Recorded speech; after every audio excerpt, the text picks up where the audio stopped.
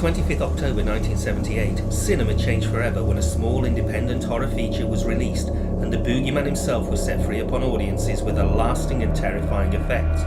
When I think of iconic American slasher movies, I instantly think of John Carpenter's Halloween. Halloween, directed by 27-year-old John Carpenter, became a trailblazer of horror cinema. Never bettered, but readily imitated. Here we are 40 years later, talking about Halloween. Now, as this seminal horror classic prepares for its 40th birthday, we look to some of the film's fans who discuss the impact it has had on their lives, the reason for the film's longevity, as well as exploring the image behind one of horror's most memorable icons, the shape with the blackest eyes, Michael Myers.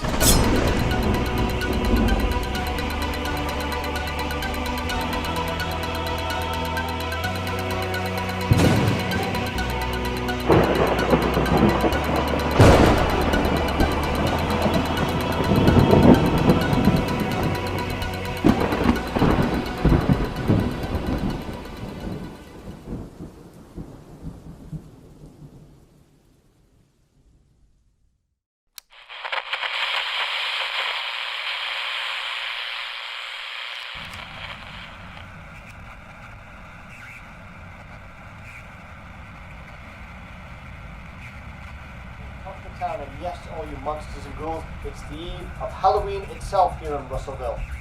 The daylight is slowly going, soon to be replaced by night, and we'll be here all evening to help you out, counting down the horrifying hours to everyone's favourite petrifying day of the year.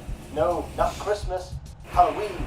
Before we kick off the tunes, to get you in the mood, police are reporting a crash just on the outskirts of town. A pretty bad bus crash, I'm hearing. Doesn't say who was in it, who is being carried, and a bit more on the details there, but we'll keep you updated as it's caused a bit of traffic, so stay safe around the A44 as you come into town. But anyway, let's get back to counting down the hours to everyone's favourite day of horror with this spooky track to get you in the mood.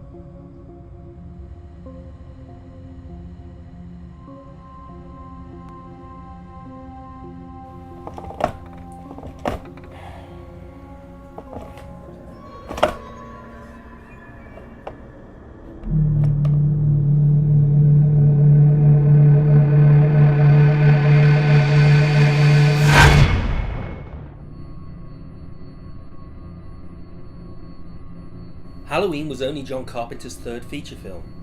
After catching the attention of producer Irwin Yablans with thriller Assault on Precinct 13, they looked to capitalise on the success with another low-budget horror film. Little did they know it would change the face of cinema forever, and the festival of Halloween would soon have a new face and shape.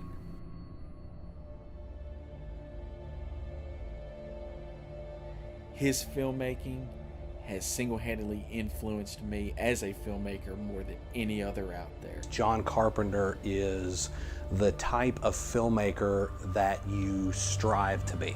Indie filmmakers, indie horror filmmakers, I think most of them would tell you that there hasn't been a more influential director than Carpenter. John Carpenter is definitely a true master of the genre. I personally can't think of a filmmaker working today that hasn't been inspired in one way or another by one of his films. John's someone that I love listening to talk about filmmaking.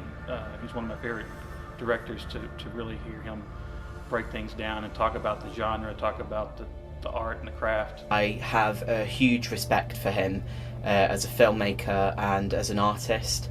I think he's done a hell of a lot for cinema. His ability to take basically little to no finances and turn that into a really quality movie. I started to understand the process of making films, and I started to understand what the filmmakers were doing in order to elicit a response from me. It's just this overwhelming sense that he's very much dueling with the nature of good and evil. And again, that comes through in a lot of his films. All of his films become classics, and they have their own cult followings. I've always thought of John Carpenter as much more of a craftsman than an artist. And I would imagine that he probably thinks of himself the same way. When I think of iconic American slasher movies, I instantly think of John Carpenter's Halloween. And with Halloween, he pretty much, he broke ground with Halloween. He created like the first like quintessential slasher film. He did things that people didn't think he could do with a small film. It's such a simple story, yet he goes about it in such a fashion that it literally becomes like the ultimate suspense thriller. It made horror for me somewhat respectable in a way, and seeing it handled in the way it was, the material, which is very hokey, it's a man in a mask with a knife killing babysitters. That's it. That's what drew me to it. The lighting of the film, the way that he kept the shape in the shadows, and it was something that I think at the time with horror films people didn't really have a chance to see. It was new. He understood that there really isn't anything that he could outrightly show us that would be scarier than what we picture in our own minds. You don't see much in general. The threat is always there, but it's always very abstract. It's lurking in the dark somewhere. There's a shadow here and there. It's literally just a shape that you feel is somehow present. With the steady cam shots, Carpenter sort of gives you an idea that you're being watched. He's very interested in confined spaces. And not just as in like a room, like with four walls. It's confined as in like the town of Haddonfield, for instance, or in the Thing, where they're at the Arctic station. It's the movie's simplicity that makes it effective. What is more scarier than an escaped mental patient in a small town? Not gory. It's not even very bloody. Think about it. There's not a lot of blood in Halloween that's shown. If Halloween had like stationary shots, it probably wouldn't have worked the same. But I think Carpenter knew what he was doing. He's done things that we're still copying today when we do our own movies. Because I watched it and it had such a kind of strong effect on me. I was just like, wow, okay, whose is this? And of course, John Carpenter. It was John Carpenter's Halloween, and then John Carpenter's every other film. Was named after Hawks, didn't he? Yeah. It's a good way of branding yourself. Because if you look at the filmmakers of his generation, the ones making films in the 1970s on low budgets, John Carpenter's films are among the most polished and the most professionally executed. He loves cinema, lives and breathes it. He knows exactly what the audience wants, and he's the first and last name in genre filmmaking.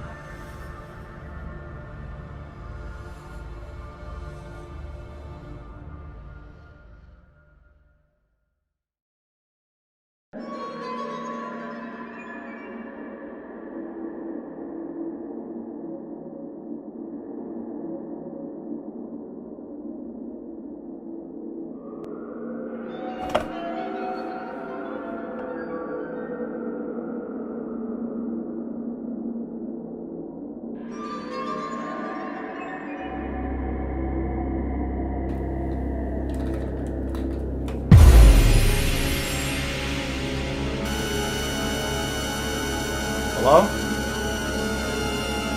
Earl, you old fart.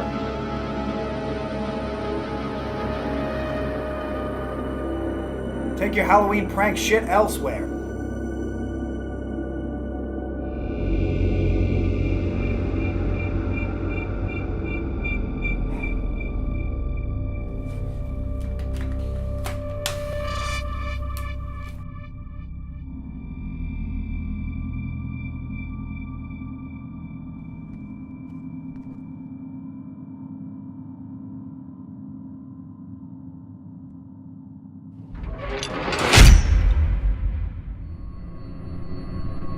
The cast was very much a mix of youth and experience for Halloween.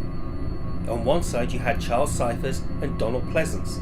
For the high school trio set to be terrified by the Shape, there was PJ Soles coming off a similar turn in Carrie, Nancy Loomis, and one Jamie Lee Curtis.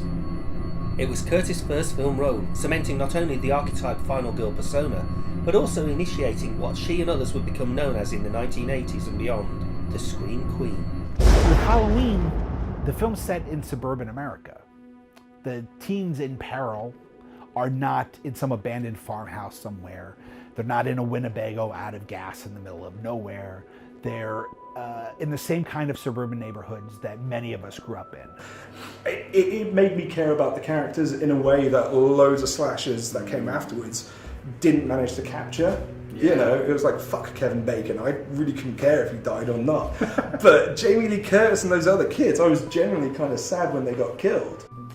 The fact that we almost follow Laurie for her entire day in the movie is really what allows us to get so close to these characters and care so much about them. We invest enough time, we spend enough time with these characters to actually care about them, and then when they're put in danger, we are frightened for them. You like these characters, so when something bad happens to them, you know, it's like, oh, that sucks. They don't look like teenagers, they look far older, but I think it has to do with the time it was made in the, you know, in the era of the 70s and the way people dressed, that even today you don't really knock on it. The three main girls are Laurie, Annie, and Linda. Are all they're very real. They're very real people. Their portrayals are they're kind of every, you know, your girl next doors.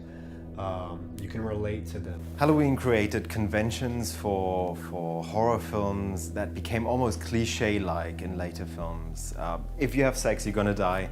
If you do drugs, you're gonna die. And if you show your boobs, you are going to die. And as a consequence, Michael kills off most of these people to whom these conventions apply. On the other hand, Laurie Strode is bad because she's a virgin, she doesn't drink, and she doesn't do drugs, and thus becomes the epitome of the final girl, basically. What I loved most about what John Carpenter had done with her character was that while she is a final girl, she's not a perfect character. She has character flaws. She has things that go directly against, you know, the set of final girl rules that kind of came a little later down the pike when it came to slasher films. No, Jamie Lee Curtis, her performance in that was just groundbreaking. She is just as important to that series as anybody in the film. Believable, likable, and played by one hell of an actress, Jamie Lee Curtis. Originally thought that she was doing such a horrible job that she was expecting to get fired, but Carpenter was really, I guess, really happy with her performance. When we see Laurie running around the neighborhood, pounding on neighbors' doors, begging for help, and being completely ignored, it's scary. It's scary because it's so nightmarish, yet so plausible.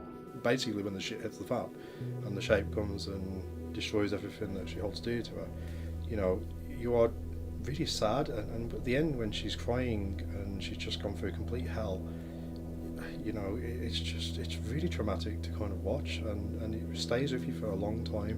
When the film starts, you would expect to not have the strength, the guts to battle the killer, when in fact she is she's the one that goes head to head with him, and for the most part, you know, defeats him. Laurie is the epitome of final girls. Like, she is the ultimate final girl. In any good horror film, to me, has sort of a lore with it, a good backstory, and I think that, you know, without Loomis, you wouldn't have had a good backstory. I mean, the film was already pretty linear and a pretty simple narrative to begin with, but once you start learning about the whole dark legacy of Michael Myers, I mean, you're kind of in this different supernatural world.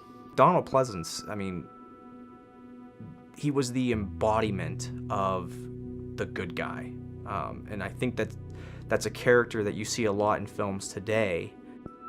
Dr. Sam Loomis, Donald Pleasance is playing him to a 10. and I absolutely love it. He is chewing the scenery in this movie, and it's exactly what it needs. He's the voice of exposition, but he still leaves enough mystery to Michael Myers' background to keep things scary. But the cool thing about Donald is he's got this dynamic where he's both the hero, he's the good guy, but he's also walking this weird balance where he's so creepy himself. Loomis is almost like this voice of insanity, but at the same time it makes complete sense. I know they wanted Christopher Lee originally, I believe, and I love Christopher Lee, but I think it would have been a completely different feel, completely different character.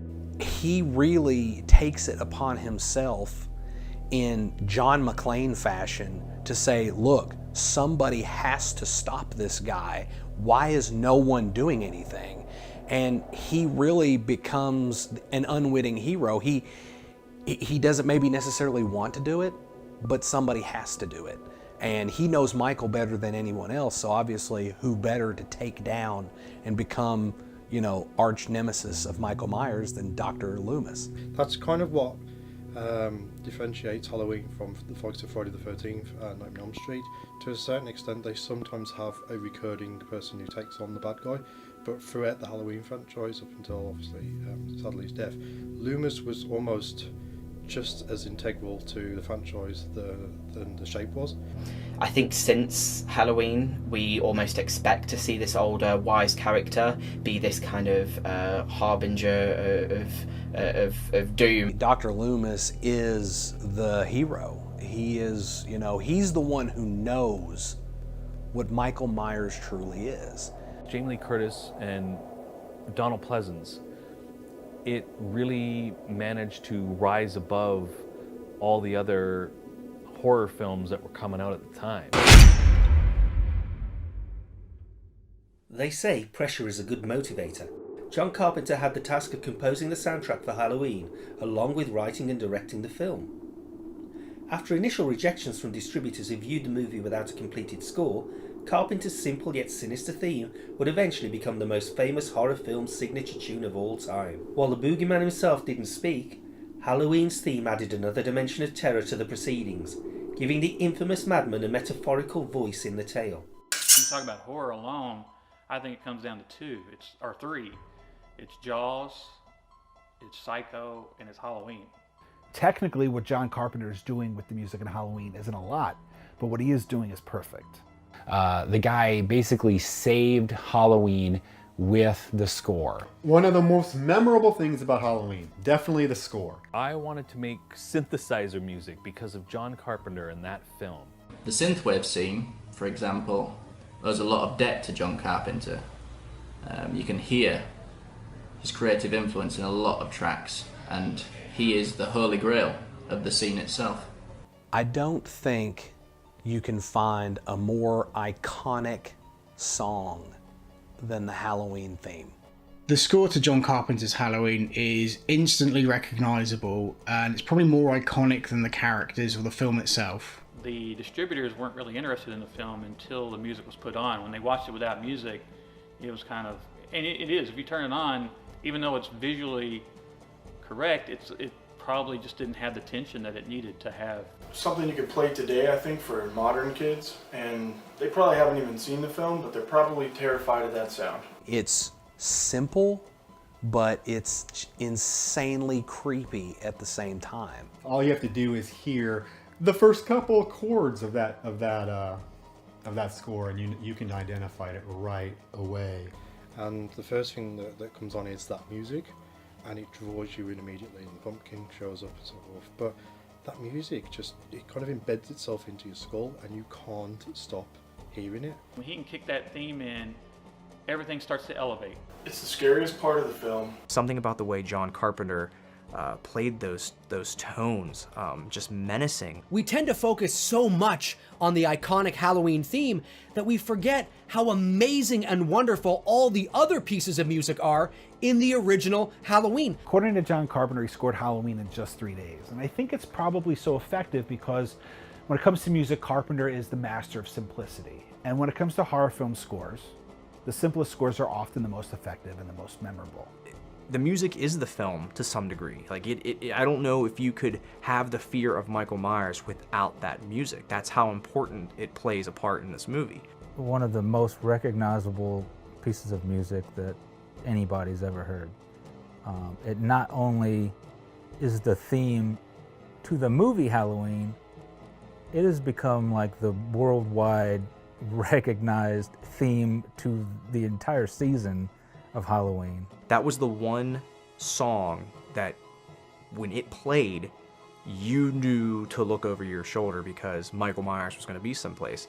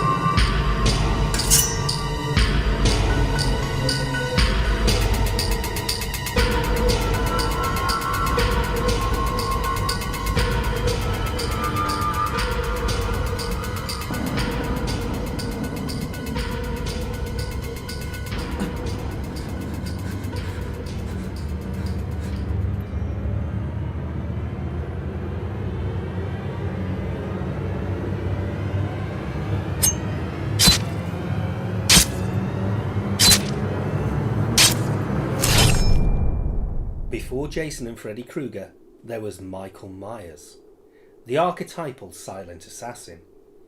Menacing, stoic, and downright scary. Carpenter's instruction to friend and part-time actor Nick Castle was to display no emotion. It may seem laughable today, but a William Shatner mask spray-painted white would become the face of horror for 4 decades and counting.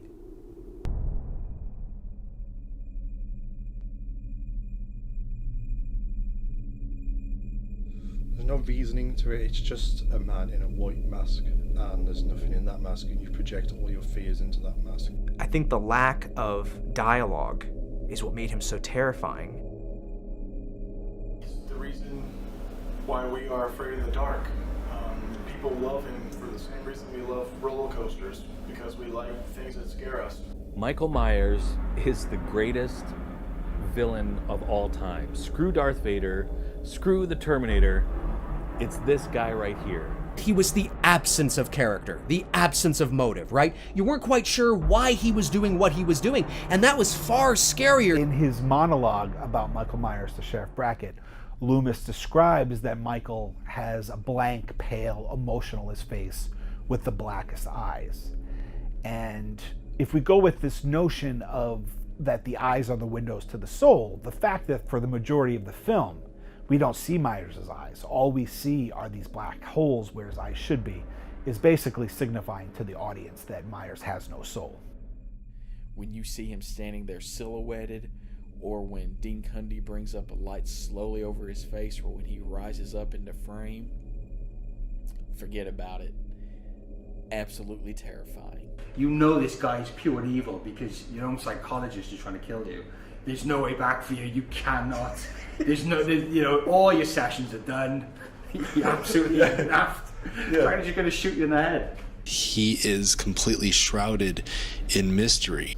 Myers had like this this determination, that he was going to go after anybody that he wanted to go after. The way he was described in the original draft of the script as the Shape, I mean, that's what he was. He was a form, a former shadow of a human being.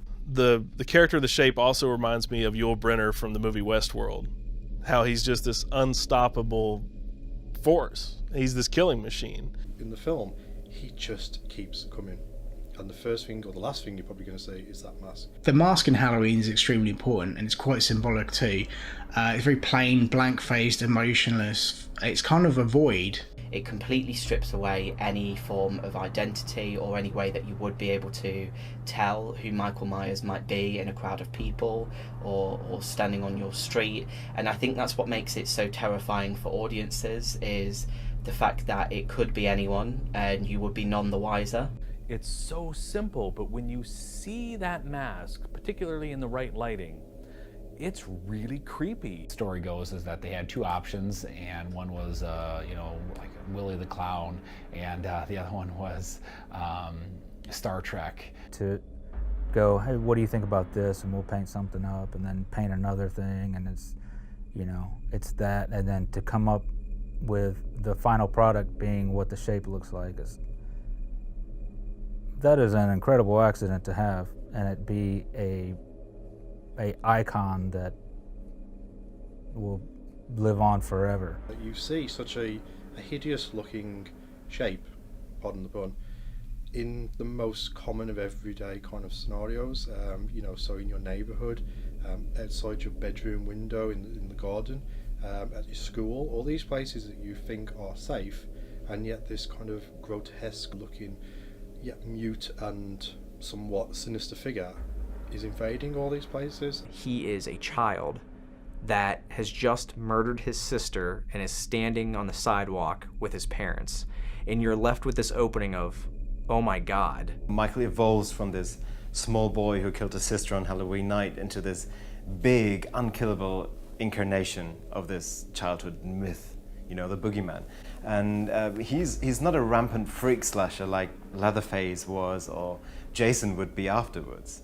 Nick Castle and John Carpenter claim that they really didn't give that much thought behind it. John Carpenter said he just loved how Nick Castle moved. And Nick Castle says he was just moving.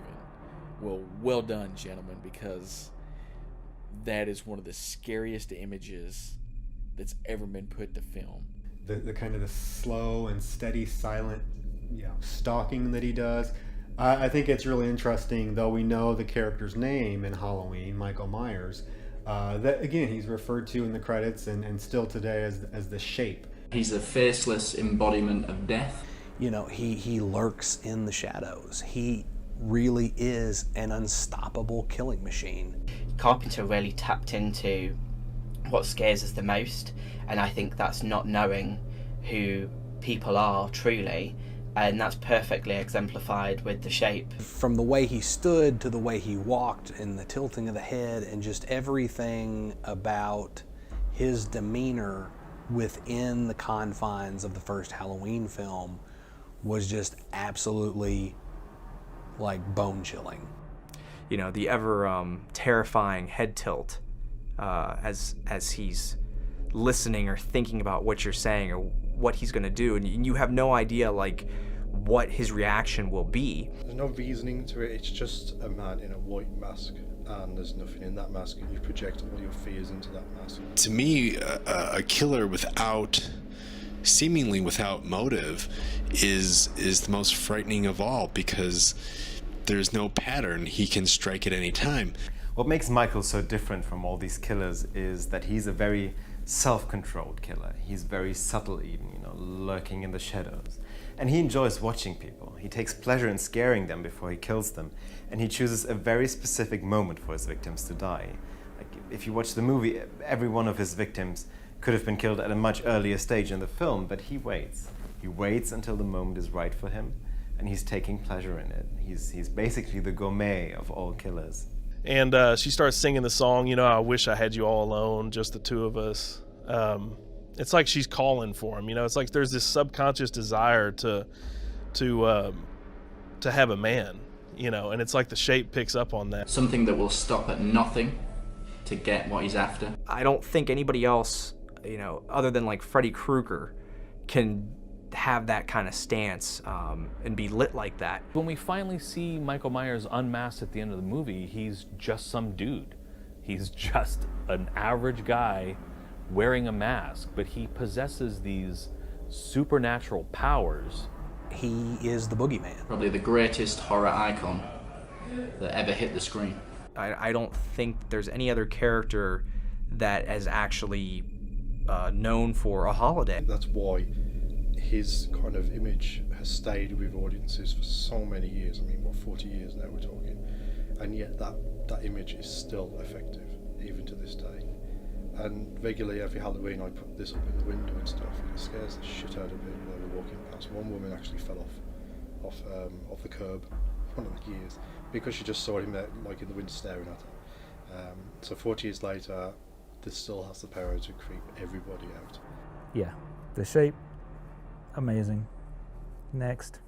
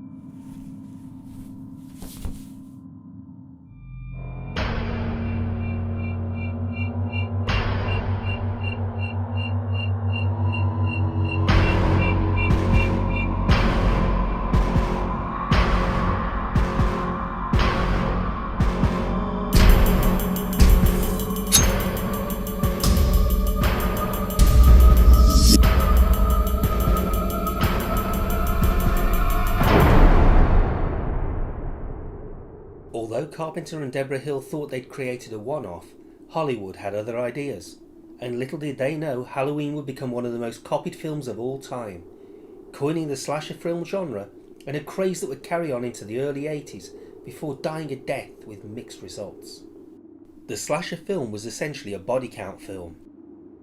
But while these films competed for the title of bloodiest, the initial suspense and atmosphere evoked by Halloween has never been recaptured, setting it above the rest. To me, what became the slasher film started with Halloween. 100%. I don't think we would have the slasher films we have today if it wasn't for, John Carpenter's Halloween.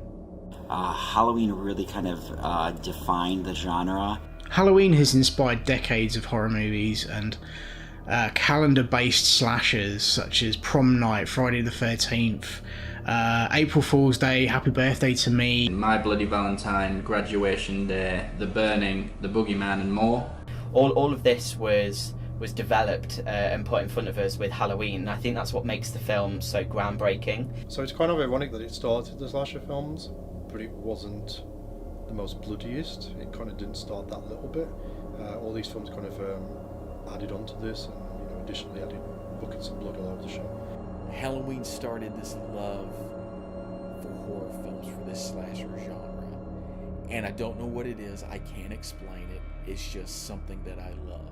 Halloween set up the foundation for what a slasher film should be, but did it inadvertently. He pretty much, raised the bar and pretty much told future filmmakers, this is what I did with it, now take the ball and run with it.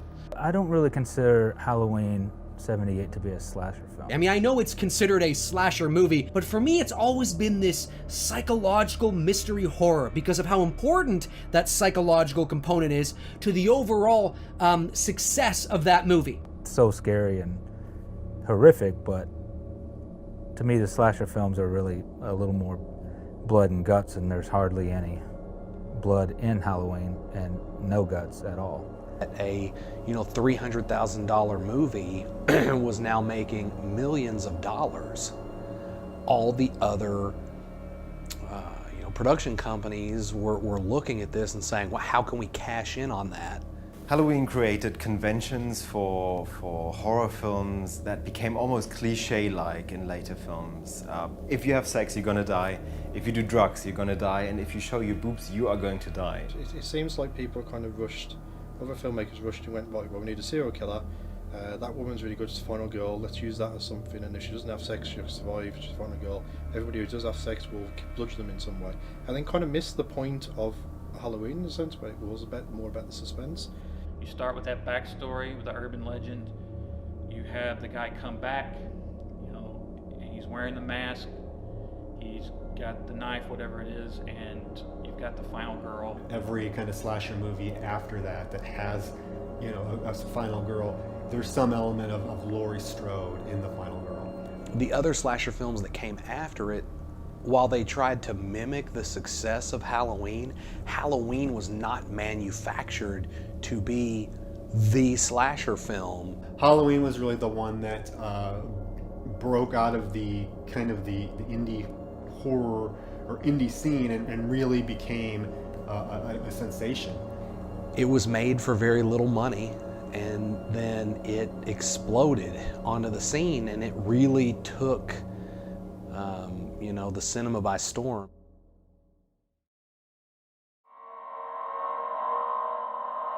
Now, 40 years later, Halloween's legacy endures, with 10 films to date, while a much-anticipated sequel to the original is about to be unleashed, bringing Carpenter, Curtis and Castle back to the franchise, and a promise to return to the style and unique atmosphere that worked so well in 1978.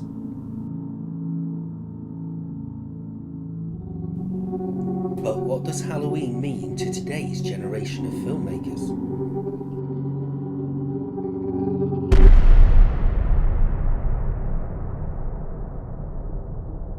It really did change the landscape of horror films for the next 20 years. It's the combination of the perfect soundtrack, cast, crew, location, story, and it's been copied since day one. What horror film are you going to watch every year on October 31st? Halloween. There's something special about Halloween. To me, that movie is just perfect. You know, and you're sitting there expecting the shape to jump out, and he doesn't, so you kind of relax as an audience, and then he does jump out when you least expect it. And I remember a few months ago, around last Halloween, there was a public screening of it, and I went to see it, and it was amazing that there were so many young kids who were still jumping at the film. I see young kids, you know, that are just discovering Halloween, and it's having kind of the same impact on them as it had on me. I'll never forget this movie. The first time I saw it, and still whenever it plays on TV, regardless if it's June, July, August, January, I have to watch it. In the horror community, I mean, I don't think that you can honestly have a discussion about horror, any type of modern horror, however, whatever you want to discuss within the horror genre without bringing up Halloween. It's like they say like the critics saw Halloween originally and they kind of, oh, that's just exploitation crap, we didn't like it. And then like one guy's like, no, this is like Alfred Hitchcock stuff. This is, when you look at that, John was inspired by, Howard Hawks and Orson Welles and Alfred Hitchcock, and you see that in that film. It's just so much more than just a cheap exploitation film. We're talking about Halloween. We're talking about a movie that is using more of the theater of the mind to scare you, and that's not an easy thing to do. It's created a legion of horror fans. I know in myself and so many other filmmakers that are a part of this documentary and others. To this day, including myself, we look at this film and we go, man, we wish we could make this. It shows you every exercise in suspense and tension, So its legacy is that so many of us are chasing it. I know I'm chasing Halloween, and I don't want to remake it or copy it, but there's just something so special about it. There's something, it's 40 years later, we're still obsessed and talking about it. I don't think Carpenter even knew that the film was going to blow up the way it did. But now that it's 40 years on, it kind of represents a kind of time capsule in Americana. I hate to say a movie is perfect, but I mean, what do you call it when there's nothing wrong with the movie? So I guess that movie's perfect for me. It's I think Mark Mold was the one who said it, and I've always agreed with him ever since. The film has a ruthless simplicity about it. You know, in 1,000 years, it's going to be really interesting to see, you know, even if humans are crawling out of the ashes, I think Halloween is going to still be there. It very much is going to live on, and I hope it lives on for another 40 years and longer. And I hope the franchise lives on for years to come. As far as its legacy, I mean, we're sitting here talking about it 40 years later, so I don't think we're going to be not talking about it ever.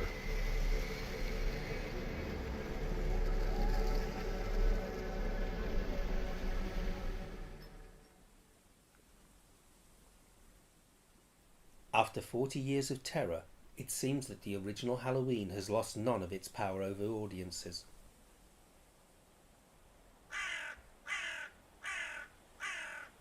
As well as filmmakers who are continuing to carry on its legacy throughout their own work.